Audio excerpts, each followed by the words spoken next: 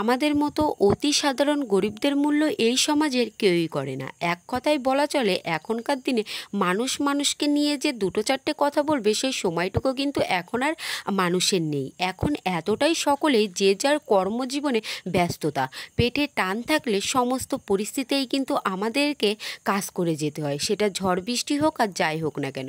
সেরকম পরিস্থিতিটাই কিন্তু হয়েছে আজকে আমার। একদিকে প্রচণ্ড খিদে পেয়েছে, অন্যদিকে থালা বাসনগুলো মাজতে মাজতে তোমাদের দাদাভাইয়ের সঙ্গে একচোট ঝগড়াও করে নিলাম যে জল কাদার মধ্যে আমার আর ভালো লাগছে না। সত্যি এই ঘর থেকে ওই ঘর, ওই ঘর থেকে এই ঘর, এরকম করে করে একেবারেই কিন্তু অস্থির হয়ে পড়েছি আমি। এই তো সকাল সকাল উঠে সংসারের কাজকর্মগুলো শুরু করে দিলাম। নমস্কার, কেমন আছো সবাই? আশা করি সকলেই ভালো আছো। আমার চ্যানেলে প্রত্যেককেই স্বাগত জানিয়ে আরও একটা নতুন ভিডিও শুরু করেছি। প্রথমে ভাবলাম বৃষ্টিটা হয়তো থেমে যাবে, কিন্তু দেখি না, বৃষ্টি তো থামেইনি, বরঞ্চ এরকম ছিটে ফোঁটা বৃষ্টি কিন্তু আজকের দিনে সারা দিনটাই হয়েই যাচ্ছিল। আজকে দেখো ওয়েদারটা দেখো, একেবারেই কিন্তু বাজে। আর এরকম গুড়ি গুড়ি বৃষ্টিতেই না বাড়ি বেশি কাদা হয়। তো কি আর করার আছে, থালা বাসনগুলো ধুয়ে নিয়ে এখন আমি সোজা চলে আসলাম সকালের খাবার বানানোর জন্য। আমি এই যে 6 মিনিট, 8 মিনিটের, 10 মিনিটের যে বড় বড় ভিডিওগুলো করি, এগুলো কিন্তু একেবারেই আমার দৈনন্দিন জীবনের সঙ্গে মিশে রয়েছে। প্রত্যেক দিন আমি কিভাবে চলাফেরা করি, আমার সংসারে কি কি কাজকর্মগুলো করি, সেগুলোই তোমাদেরকে একটু ভিন্নতা আকারে তুলে ধরার চেষ্টা করি। এর মধ্যে অনেকেই এসে বলে আমি নাকি সব দেখানোর জন্য করি আর এইগুলো নাকি একেবারেই ফেক। তো তাদেরকে আর কী বা বলবো, আমার অত সময় নেই যে আমি আমার জীবনের ফেক চিত্রগুলো তোমাদের সামনে তুলে ধরবো। একটা ভিডিওতে ডিটেলসে কিন্তু সমস্ত কিছু দেখানো সম্ভব হয় না, কারণ মানুষের অনেক পার্সোনাল কাজকর্ম থাকে। তার সঙ্গে যদি একটা ভিডিওয়ে যদি ডিটেলসে সমস্ত কিছু তোমাদেরকে দেখাতাম, তাহলে হয়তো সারা দিন লেগে যেত ভিডিও করতে করতে, তবু হয়তো আমার সংসারের কাজকর্ম কোনো কিছুই কিন্তু শেষ হতো না। তো একটাই কথা আমি বলবো, তো যাদের বিশ্বাস করার কথা তারা বিশ্বাস করবে, আর যাদের করার কথা নেই তারা করবে না, একেবারেই সিম্পল বিষয়। তো এখানে আমি লিচিগুলো বেশ ভালো করে কিন্তু বেলে নিয়েছি, এবার এক এক করে সুন্দর করে কিন্তু ভেজে নেব। সোশ্যাল মিডিয়ায় যারা ভিডিও বানায়, কেউ বানায় শখের বশে, আবার কেউ বানায় কিন্তু অভাবের বশে। আমি চাই আমার এই ছোট্ট সংসারটা যাতে একটু উন্নতি হয়। আমি এর জন্যই কিন্তু ভিডিও বানাই, যাতে আমি নিজের পায়ে দাঁড়াতে পারি, কারোর কাছ থেকে কথা না শুনতে হয়। এর জন্য ডেলি লাথি ঝাঁটা খেয়েও কিন্তু আমি ভিডিওগুলো তোমাদের সামনে তুলে ধরার চেষ্টা করি। সেই যে বিয়ের আগে মা যে সমস্ত কথাবার্তাগুলো বলতো, সেটাই যে বিয়ের পরে একেবারেই আমার জীবনের সঙ্গে মিশে যাবে, এটা আমি কখনোই বুঝতে পারিনি। বিয়ের আগে মা কতবার করে বলতো, যখন মায়ের কষ্ট হতো, একটু কাজকর্ম করে দে। আমরা ভাই বোনরা সেরকম কাজকর্ম কিন্তু করতামই না। মা একটা কথাই বলতো, এখন বুঝছিস না, যখন বিয়ে হবে, যখন নিজের সংসার হবে, তখন ঠিকই বুঝবি সংসারের জ্বালাটা কতটা। তো এখন সত্যি মায়ের কথাগুলো ভীষণ মনে পড়ে। তো যাই হোক, কী আর করার আছে, আমি মনে করি এখন আমার সংসারে সকল কাজকর্মগুলো কিন্তু আমি নিজেই করতে পারি। এখন যদি আমার বাড়িতে অনেক আত্মীয় স্বজন আসে, তাদেরকেও কীভাবে যত্ন আপ্যায়ন করতে হয় সেই বিষয়ে কিন্তু আমার নলেজটা হয়ে গেছে।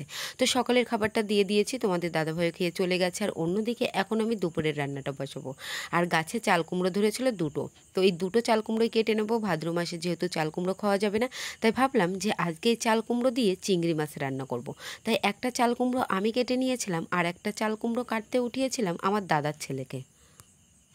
বুঝতেই পারছো, গরিবদের জীবন, সুখ চাইলে তো আর সুখ পাওয়া যায় না। আমাকে এরকম জল কাদা মাটির মধ্যে ছোটাছুটি করে সকল কাজকর্মগুলো করে নিতে হয়। প্রত্যেক দিন উঠে দুঘরের বিছানা থেকে শুরু করে উঠোন ঝাড়ু দেওয়া, 4টে লোকের জামা প্যান্ট কাচাকুচি থেকে শুরু করে সমস্ত কিছুই। যাদের একার সংসার তারা হয়তো এই বিষয়ে বেশ ভালোই বুঝবে। দাদার ছেলে চাল কুমড়ো কাটার পরে আর নিচে নামবে না, বাবা সোনা বলে অনেক কষ্ট করে নিচে নামিয়েছি। এই তো আমি এখানে এই চিংড়ি মাছগুলোই কিন্তু নিয়ে নিয়েছিলাম বড় বড় সাইজের। আমার কিন্তু চিংড়ি মাছগুলো পছন্দ হয়নি, আর এই চিংড়ি মাছের মাথাটাই হচ্ছে ওয়েটটা সব থেকে বেশি। কিচ্ছু করার নেই, যেটা পেয়েছি সেটা দিয়ে আজকের এই চাল কুমড়োটা রান্না করে নেব। কেউ বা বড় হয় সোনার চামচ মুখে দিয়ে, কেউ বা জন্মের পরে মধুটুকুও পায় না। যার জীবন ভগবান যেরকমভাবে লিখেছে, তার জীবনের গতিপথ ঠিক সেইভাবেই যাবে। তোমরা যতই চেষ্টা করো না কেন, অবশ্যই কিন্তু ব্যর্থ তোমাকে হতেই হবে। আমার জীবনটাও কি এমন ছিল? কখনোই এরকম ছিল না। আমার জীবনে সমস্ত কিছুই ছিল একেবারেই পরিপূর্ণ। তো যাই হোক, আমার কপালে যতটুকু লেখা রয়েছে আমাকে ঠিক ততটুকুই করে যেতে হবে। তার মধ্যে দিয়ে চেষ্টা তো আমি অনবরত সবসময় কিন্তু করি, যাতে আমার লাইফটা এইভাবে যাতে না যায়। তো জানি না কবে একটু সুখের মুখ দেখবো বা কবে একটু লাইফটাকে নিজের মন মতো করে গোছাতে পারবো। তো এখানে আমি চাল কুমড়োগুলো বেশ বড় বড় সাইজের করে কিন্তু কেটে নিয়েছি, তার সঙ্গে আলুগুলো। তো এখন বেশ ভালো করে ধুয়ে নিয়েছি, তার সঙ্গে মশলাগুলো আমি কষিয়ে নিলাম।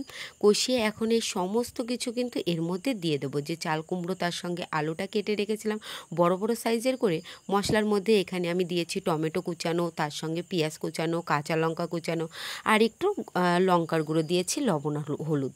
বেশ ভালো করে মশলাটা ভাজা ভাজা করে নিয়ে এখানে আমি চাল কুমড়ো তার সঙ্গে কিন্তু আলুটা দিয়ে বেশ সুন্দর করে কিন্তু তরকারিটা কষিয়ে রান্না করে নেব। আজকে একটা মজার বিষয় হয়েছে, আমার হাজব্যান্ড কিন্তু চাল কুমড়ো খেতে চায় না। ও আজকে বুঝতেই পারেনি যে এটা চাল কুমড়ো দিয়ে রান্না করেছে। মানে তরকারিটা এতটা সুন্দর হয়েছিল, যে খেয়েছে সেই বলেছে বেশ কিন্তু সুন্দর হয়েছে। অলমোস্ট কিন্তু আমার তরকারিটার রান্না একেবারেই কিন্তু কমপ্লিট হয়ে গেছে। যারা এখনও চাল কুমড়ো দিয়ে চিংড়ি মাছ খাওনি, বাড়িতে এইভাবে একবার একটু ট্রাই করতে পারো। সমস্ত কষ্ট ক্লান্তির শেষে সব থেকে আমার শান্তিময় জায়গা ঠাকুরের ছোট্ট সিংহাসন, যেখানে আমার সারা দিনের আমার মনের যত কথা সমস্ত কিছুই কেন জানি না এনাদেরকে না বললে আমার দিনটাই শেষই হয় না। ছোটবেলা থেকেই ঠাকুমার মুখে গল্পের ছলে শুনে আসছি, ঠাকুরদের কাছে তুমি যদি মন থেকে ভক্তিস্বরূপ কোনো কিছু বলো, অবশ্যই নাকি ঠাকুররা তোমার মনের কথা শোনে। তো যাই হোক, জানি না কথাটা কতটা সত্য। আমি কিন্তু এখন আমার কর্মের প্রতি বেশি বিশ্বাস করি। কর্ম যদি করি অবশ্যই কিন্তু ফল হয় না। বাজার থেকে যদি কোনো গাছ আনা যায়, সেই গাছটাকে যদি যত্ন পরিচর্যা ঠিক মতো না করা হয়, গাছটা বড়ও হবে না, সেই গাছটার কিন্তু ফলও দেবে না। যে কোনো জিনিসকেই তোমাকে যত্ন করতে হবে, সেটা সম্পর্কই হোক আর ভালোবাসা। কিছু কিছু সম্পর্ক যত্নের কাছে